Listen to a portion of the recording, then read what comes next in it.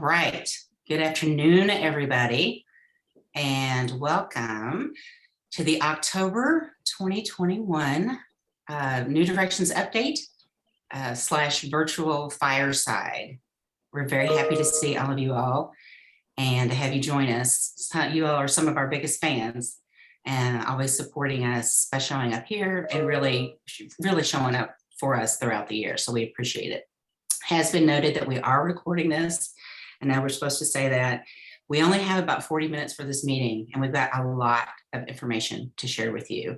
As everyone knows, there's been a lot going on in the world since the last time we talked. Some of it has been incredibly challenging, but we've also got some really incredible things to report out that we're working on for the work that we do in the Louisville community. So I'm going to go over the agenda just real quick so you get an idea of what we're talking about. And then I'm going to tell you about one thing and I'm going to pass it over to other people. So be prepared to be excited. First thing I'm going to talk about is the Fifth Third Bank partnership in the Russell neighborhood that was announced last week. Then we will move into Roosevelt Senior Apartments.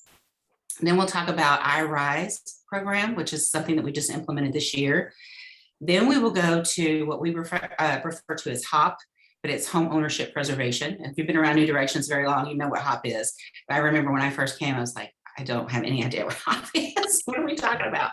Then we'll wrap up with St. Benedict Center.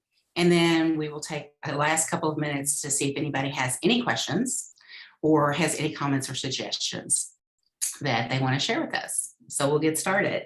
So many of you all know on this call that there was a huge announcement that was made last week in West Louisville.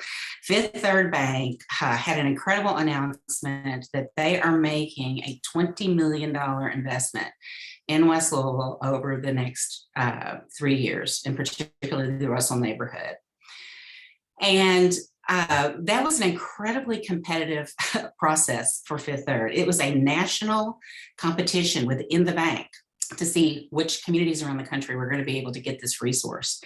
And I have to give a shout out to fairly new regional Kentucky president of Fifth Third Bank, Kim Hallbeyer, and obviously Adam Hall, our own Adam Hall, who's been with New Directions for years and years as a leader on our board and many committees and task forces, that they were able to get this done for Kentucky. And it's just going to be huge. And it's not the first investment, right, that Fifth Third has done in West Louisville. They've been there the whole time. They've been investing the entire time. They support New Directions in so many different things that we do, and they have for years. But this $20 million is truly going to be transformational because it is really pinpointing one neighborhood that I think will be a catalyst for surrounding neighborhoods as well. So the partnership that was announced basically deals with several different agencies. What we're trying to do, what Fifth Third is trying to do, is increasing Black home ownership, increasing small business ownership. And ownership, obviously, two very key things. So we do a lot of stuff. It's not all home ownership, but we know creating that wealth is going to be amazing.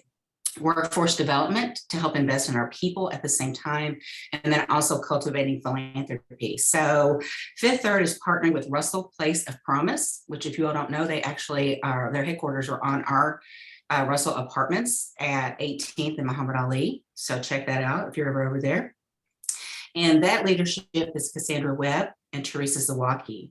So that's the planning, that's the main partner agency. And then all the rest of us will be coordinating with Russell Place of Promise. And the beauty of that is that we all have different relationships with our constituents, but Russell Place of Promise's entire focus is really on getting the community involved and getting a community voice about what they want to happen. Fifth Third is specifically saying we're very early in this process and we are not rolling out this $20 million over a 3 short year plan and telling you exactly what we're going to do with it, because we want your input. What do you want here? What do you want to see? I think that is just wonderful. And Russell Place of Promise will be great to work with on that. Louisville Urban League, which obviously has under the leadership of Sadiqa Reynolds, is going to be a big part in this. Rebound, which if you all don't know Rebound, that's an affordable housing developer that focuses in West End. It is a nonprofit. That's under the leadership of Kevin Dunlap. So we'll be partnering with him. New Directions, of course, with yours truly will be a part of it. And then Home, which is a fairly new community development financial institution in Louisville. It's part of our strategic plan at New Directions to be a part of that. And so I am on the board of Home trying to get that implemented and established, but they will be able to make lots of small loans to people over the years. So in addition, a lot of that investment really is just going to remain to be seen, but be prepared to be a part of it because we all will be, as well as the Russell neighborhood. And then more than $250,000 is going to come to New Directions as part of this initiative in grants. And those grants will be split among Repair Fair, which many of you all are very familiar with, been around almost 30 years now, and iRise, which is the new program that we launched this year that is helping family self-sufficiency. So pretty excited. Louisville is just one of 9 communities that's able to split this national money from Fifth Third. And you know, Sadiqa said it best at the announcement last week when she said, you know, this is exactly what this neighborhood needs to overcome all the different issues that we see and that we see the effects of now with redlining and the disinvestment in West Louisville. So shout out to Fifth Third. And I'm going to turn it over now to Kitty McCune so she can talk about Roosevelt. Good afternoon, everyone. Most of you know, but for those of you that don't, my name is Kitty McCune, and I am the Chief Revitalization and Legal Officer for New Directions, a very fancy title that says I do a lot of different things. But what I want to talk to you about this afternoon is to share with you New Directions' vision for its Roosevelt campus. And hopefully we have a PowerPoint here. There we go. Okay, so the idea here is to sort of introduce you to this project and to give you a better idea of the past, present, and future of this innovative project. So let's begin with the where. Roosevelt Apartments, the site, lies on the eastern edge of the historic Portland neighborhood, which, as you know, has suffered decades of economic hard times through the coming and going of steel factories, tobacco warehouses, and ultimately the record-breaking flood of 1937, which saw many longtime residents leave the area. But Portland is beginning to show signs of a renaissance and reemergence as an economically viable neighborhood. So as a result, it's becoming an optimal location for both senior and family affordable housing in terms of access to various community amenities, essential services, public transportation, and you can see that by the number of blue lines, which represent all of the bus lines that are around this campus. And there's also a host of medical, retail, goods, and recreational opportunities that are really beginning to emerge in Portland. So now let's look at the what. The what is Roosevelt Apartments, which, as you can see right now, is currently composed of 3 buildings, which are used for our 47 apartment units for low-income families. There's also a very spacious community facility in the basement of one building. And then we have a small office in another adjacent building. So that's the Roosevelt of now. Let's add in a little bit of history. The existing Roosevelt Apartments were originally rehabilitated by New Directions in Joe Gleasner days, 1995 to 1997. And it was originally the Theodore Roosevelt Elementary School, which was built in 1865 and is listed on the National Register for Historic Places. Now, the intervening years have taken a natural toll on the property's condition, and substantial rehabilitation is really needed for this site. So let's look at the future. Next slide, please. Here we go. New Directions has developed a plan to optimize Roosevelt Apartments' strategic location by developing an active intergenerational campus. And it's really made up of 2 major elements. One is the $10 million substantial renovation of the existing historic school complex, again, that contains the 47 units, and then the construction of a new $8.8 million 36-unit senior housing development on the site, and that will be known as Roosevelt Senior Housing. What the beauty of this is that the 2 projects will be able to share the strategic location, the site amenities, the parking, the supporting services facilities offers at both buildings, and really will end up creating an innovative integrated living environment for both seniors and families. And the really good news is this plan is not just a pipe dream. New Directions received notification in mid-September of this year from HUD that our application for financing for Roosevelt Senior Housing, something called a 202 award, has been approved. And this financing sets the stage for the full development of this intergenerational campus, which can be realized with the successful award of low-income housing tax credits from Kentucky Housing Corporation. Now, that piece is not yet in place. New Directions submitted its application to KHC in August of this year, and we'll learn about the outcome in January of 2022, which of course is just around the corner. So keep those fingers crossed. Now, this image depicts the new Roosevelt Senior Housing with Roosevelt Apartments in the background. And as part of this redevelopment process, New Directions has already completed the rezoning of the site, which will permit the construction of the 36 one-bedroom senior units that you sort of see before you there. Prior to the zoning change, New Directions would have been able to complete just 18 new units, but because of the success of the rezoning, our senior vision has doubled. Throughout the zoning process, New Directions received not only no opposition to this change, but really enthusiastic early support from Councilwoman Donna Purvis and Portland Now, the Neighborhood Association. We then received unanimous support at all the public forums for the zoning change, including Louisville Metro Council and the Planning and Zoning Commission.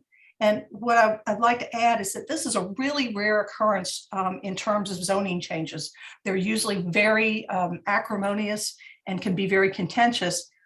So I think, the fact that we had such enthusiastic and unanimous support really shows the neighborhoods and the community's support for this project. Next slide. So here's our vision for the entire new Roosevelt campus. What you'll see is, again, the new 202 development and then the existing Roosevelt Apartments behind it. It encompasses an entire city block, so this will have a major impact on this particular site. And it also allows us to take and reactivate a presently unimproved and underutilized portion of the Roosevelt campus, which is again where the new 202 development will go, and turn it into something of value. So that's something that we're very excited about. Next slide, please. But the Reimagine Roosevelt Campus, I'd like to say, is really about more than just the bricks and sticks. One of the critical innovations of this Roosevelt Campus approach will be the intergenerational opportunities, programs, services, and activities that will be managed by New Direction staff. The rehabilitated community space at Russell Apartments, together with the other community space that will be in the Roosevelt Senior Housing Facility, will end up serving as hubs of activity for intergenerational programs and activities. For example, volunteer tutoring for reading and other educational skills for children, mentoring programs in the style of Big Brother, Big Sister programs, matching youth and senior adults who can serve as positive role models to youth, and healthy eating and physical activity programs that can benefit and be shared by young and old alike. The great news is New Directions is already providing many of these services at its other apartment communities. So whether it's after-school programming for children or senior programming at any of the 5 existing New Directions learning centers, or our partnership with Dare to Care in the delivery of food boxes to several of our communities, or early childhood education, including the highly respected Head Start program provided at our St. Benedict Center for Early Childhood Education on our Brandeis Apartments campus, or providing free home repairs to seniors and those with permanent disabilities through our Repair Affair program, which is now in its 28th year. I think you'll see that New Directions really does know how to build on its existing expertise in coordinating the delivery of social services, and this is what we hope to bring to our Roosevelt campus. But in addition to the resources New Directions already has available, we're getting an amazing opportunity for this project through New Directions board member Sherry Rose in the Thrive Center. For those of you who don't know, the Thrive Center actively works with entrepreneurs, national distributors, and universities to bring cutting-edge technology for seniors to the market. And part of that market will now include our seniors at Roosevelt Apartments. The collaboration with the Thrive Center was already an integral part of our successful 202 HUD application.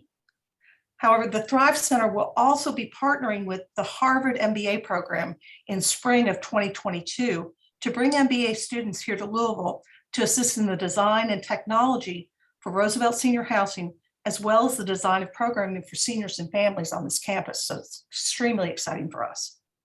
Lastly, I'd like to talk to you about the financing stack for Roosevelt Senior Housing. And I'm proud to say that all the funds necessary to move forward on this project are already fully committed. And that's a huge success here. The Section 202 award from HUD contains a $5,707,528. I want to make sure I get every last penny here in terms of their capital advance for construction. What that does is the capital advance is a loan for 40 years, 0% interest. And if we do everything right, which is providing affordable housing, it's a totally forgivable loan. So it's like $5 million of free money for us for this project. There's also a little bit over $200,000. And that's really just for the first year of operations. That's the rental subsidy that we sometimes talk a lot about that we get from the federal government for different projects. So that's what will help sustain this project largely into the future. We're very honored that Louisville Metro government has committed $500,000 in home funds for this project. Hope of the Midwest LLC has already signed on as our construction and permanent lender. I've got in here the state and federal historic rehabilitation tax credits would be part of this deal. That's my bad. That's actually in connection with the existing. It will actually go through that process. But in connection, again, just with Roosevelt Senior Housing, we do have pending applications for $450,000 from the Federal Home Loan Banks of Cincinnati and Indianapolis. And those will actually, that'll be announced sometime in late November of this year. The really good news is that those awards are not essential to allowing us to go forward with the project, but it will allow New Directions to keep more of its developer fee for this project, which allows us to reinvest those dollars back into other projects. So I think what you'll see is that New Directions has worked really hard to turn an older, underutilized block in the Portland neighborhood into an innovative type of cross-generational affordable housing that I think all Louisvillians can be proud to support. And so while much work remains in connection with the closing on various of these funding sources, New Directions is hopeful that groundbreaking and construction can take place on one or both phases of this project sometime in 2022. Thank you. Thank you, Kitty. So that's great news for us, right? And I also just, it sounds a little competitive, but there were only 30 of these awards around the country. So your New Directions team is working really hard to get national bank and local bank investments here, as well as federal affordable housing dollars. So kudos to the team. All right, I'm going to turn it over now to Bridget Johnson. Hello, everyone. Thank you for joining us. And I would love to talk to you and give you an update about iRise. So iRise is our family self-sufficiency program that we launched in January 2021. The program is going very well. Just to give you an update, right? The goals of iRise is to help eliminate the cycle of poverty for our families, assist with education, transportation, childcare, and any other barriers for them in meeting their goals. It's also to create a long-term escrow account for our residents, ultimately leading to self-sufficiency and them having the ability to purchase homes or market rate housing. So we're so excited to be the first nonprofit in Kentucky to be able to offer this program. Currently, we have about 641 residents that are applicable for the iRise program. Of the 641, 158 have enrolled, and we are so very excited for the 158 individuals that have enrolled in our program. We do plan to have 200 enrolled by the end of December, so we are close to that goal, and we look forward to meeting that goal. I know, Lori, did you want to talk about the June 2021 Metro United Way, or would you like for me to continue? If you're ready to do it, go ahead. Okay, absolutely. So 2021 will never be forgotten, right? This is a very transformational program, as Lori has always states.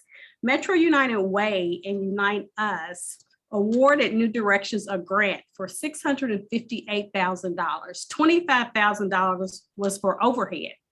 $633,000 is going directly to our residents for these barriers that we spoke of, giving them a launch into their self-sufficiency, right? And we are so excited for this program.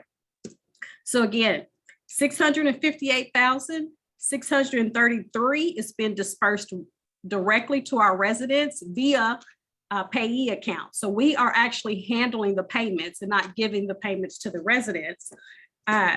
So far, 60 of the 158 have been through this program. That's about $362,000 has been dispersed. Our last 40 residents of the 158 are going through the Housing Initiative Pilot now, is what it's named, which is $272,000 additionally of that 633 will be dispersed by by December of 2021. So we are so excited. And when you think about how are we dispersing these funds to our residents, the top 3 categories that our residents are needing assistance with once they go through financial counseling is transportation, housing, and collection debt. So we are truly helping our residents go through financial counseling, understand their credit report, and then fund the things that are creating barriers for them. And I think of one quick story that I would tell about one of our residents who was actually a graduate of an HBCU here in Kentucky, Kentucky State University. But she was unable to graduate or get her diploma because she had a balance. So this program was able to pay off that balance for her. So she is now a graduate of Kentucky State University and has ordered her diploma, right? So she will have that award. And now she's going on to meet her other goals. So we are so excited for iRise, for all these wonderful partnerships that we have here. And thank you for being a part of our community. Absolutely. It really is. I can't wait for 2022 so I can talk about all the cool things, right? Right, that absolutely. This initiative's been able to do to help our residents and to hear their stories. It's going to be great. All right, thank you. I'm going to turn it over now. Oh, yes, I'm sorry. Thank you for saying that. Please say it's March 26th, 2022. Yes. We're going to have our first gala, to support iRise. And, and Bridget and David really, we want it to be a fundraising event. We want it to be a celebration. But they said, we really also need to have the element where we are another way we're removing barriers for the people who live in our housing is to have them network with all of you, right? To have them sit at a table at a gala with you and talk about your lives and see if there's any connections and, have somebody to, ask for career advice. So that'll be at night at the African American Heritage Center on March 26th of 2022. Yes. Awesome. Thank you, Bridget, for reminding me about that. Well, and I also, before we move on from iRise, I also wanted to say, staff is working really, really hard on this, but we have unbelievable partners that are helping us in addition to Metro United Way and Unite Us. We have people that are coming to the table and helping us figure out how to connect people to workforce, how to connect them to education, how to connect them in all the ways that they need help. And we're really having some senior community leaders and partners that are meeting with us every single month for what we call our iRise task force. There's also a program operating committee where we also have board members and other members of the community that are helping us to make sure we put this program together the best way we possibly can so that we don't miss any loops. And the task force is under the leadership of New Directions board chair, Faith Weekly. So thank you to everybody who shows up for those and helps us make sure that we're creating this new thing as well as possible. All right, thank you, Bridget. I'm going to turn it over now to George Sanders. Oh, you're muted, George. Sorry about that. So again, I'm George Sanders. I'm the Chief Impact Officer for New Directions. In that capacity, one of the roles I play is providing support and guidance for the St. Benedict Center. St. Benedict Center was established in 1971. And in fact, just this past August, we celebrated the 50th anniversary of St. Benedict. And it's really interesting when you think about the fact that this was a center that at the time of its inception, was considered to be a center of choice, a childcare center of choice across the city. There were literally people that would drive from East Jefferson County past childcare centers in their own neighborhood in order to enroll their children in St. Benedict.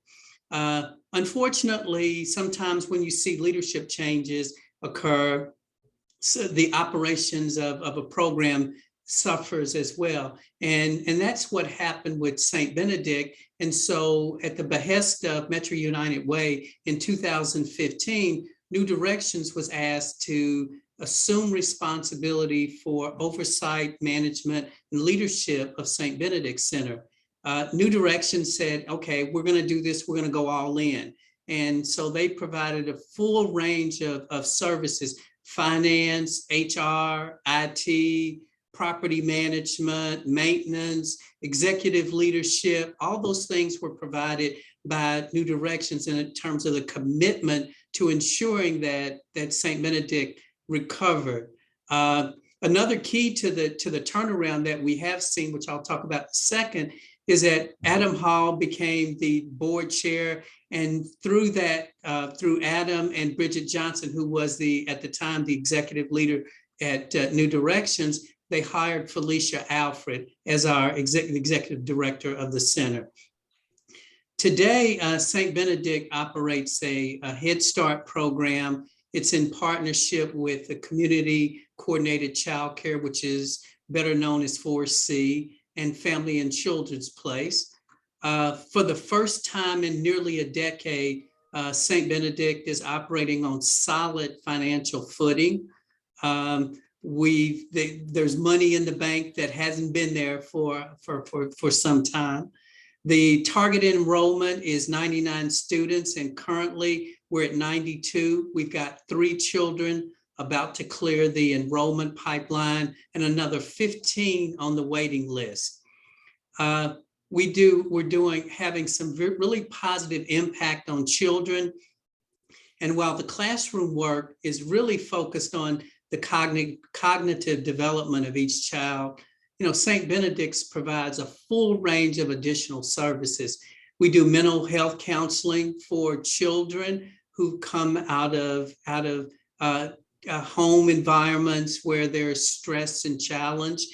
We also are doing some mental health counseling for some of the parents.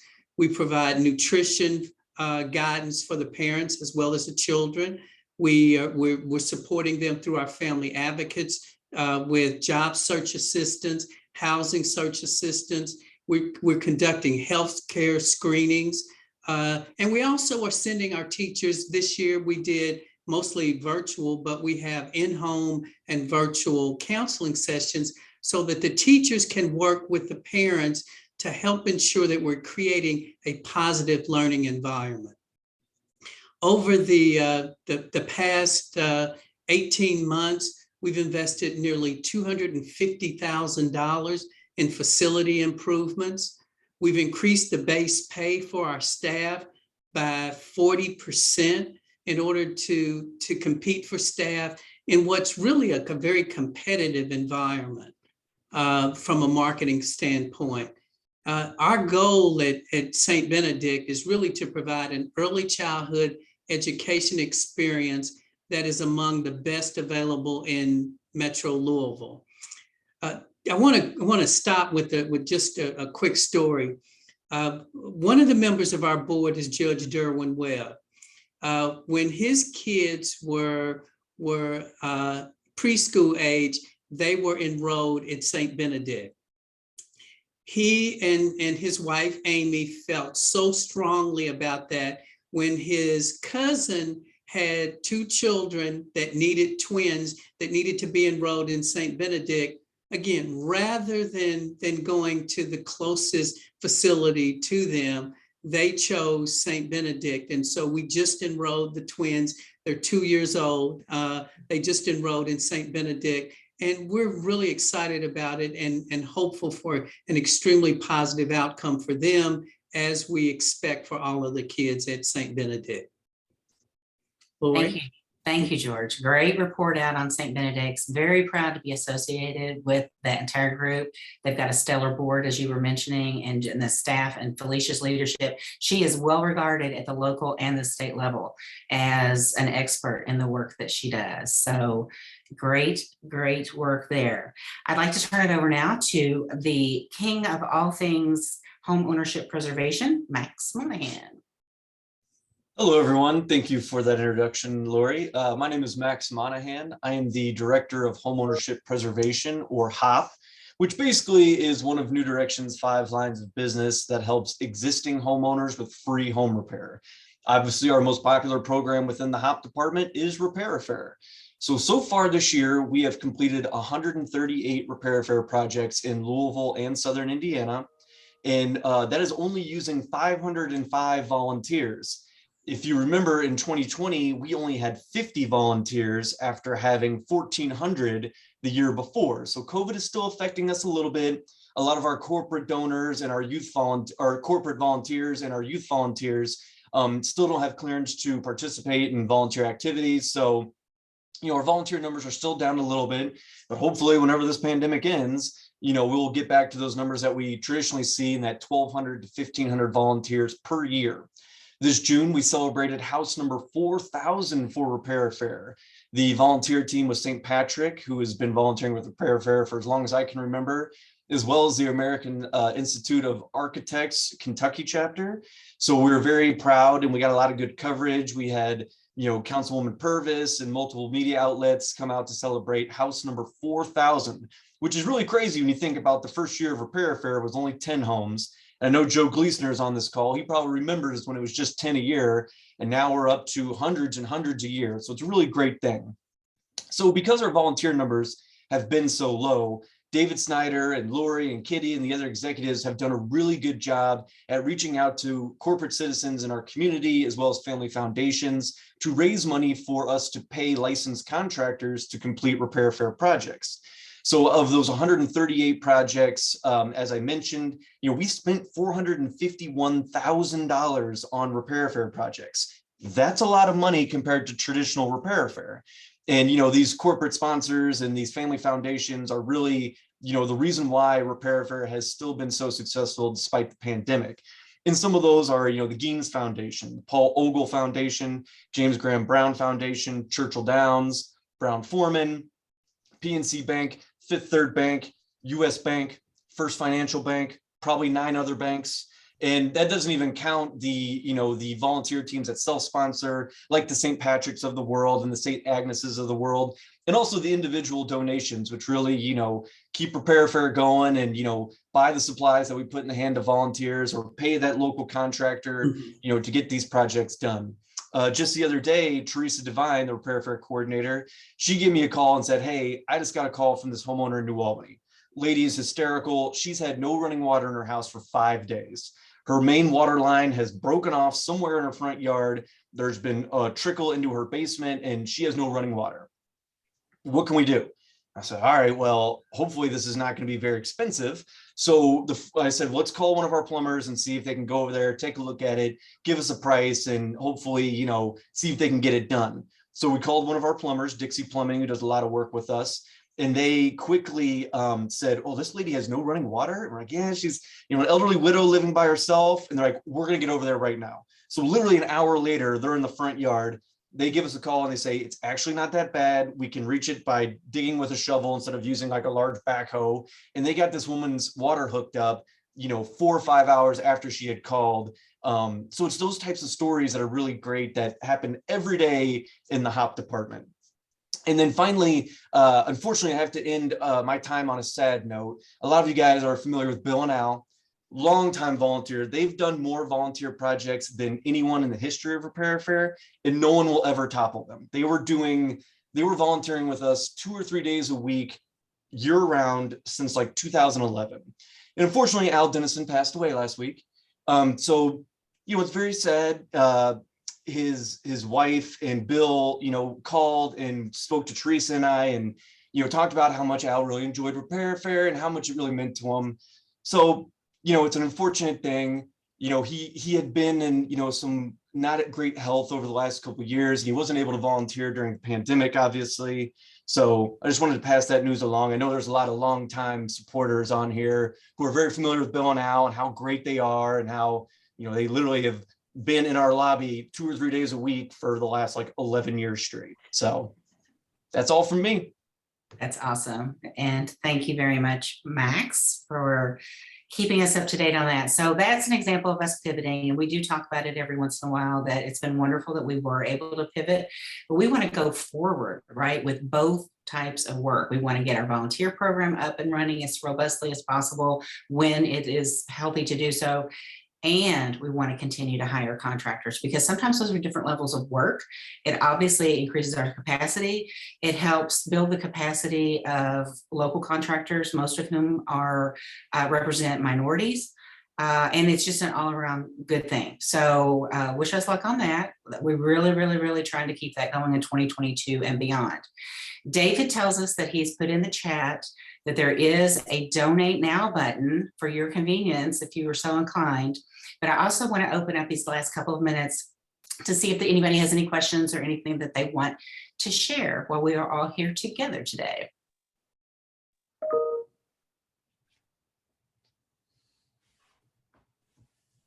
And Lori, I didn't see any questions written out in the chat area, but if anyone wants to, they're certainly welcome to unmute themselves and go ahead and ask any. But thank you all for all the presentations, the information. Right. Thank you all very much for being with us. All right. Without that, then thank you all very much. It's great to hear the updates and appreciate it. We'll take this recording and send it out in our e-news a week from tomorrow. So you have it if you want to pass it along to individuals, get them in the loop and update it. But we appreciate you taking the time today and for all the information that you've been able to garner. And for all those that were making presentations, thanks for updating everybody. All have a great rest of your day. So Thank you, David and Marshall and everybody.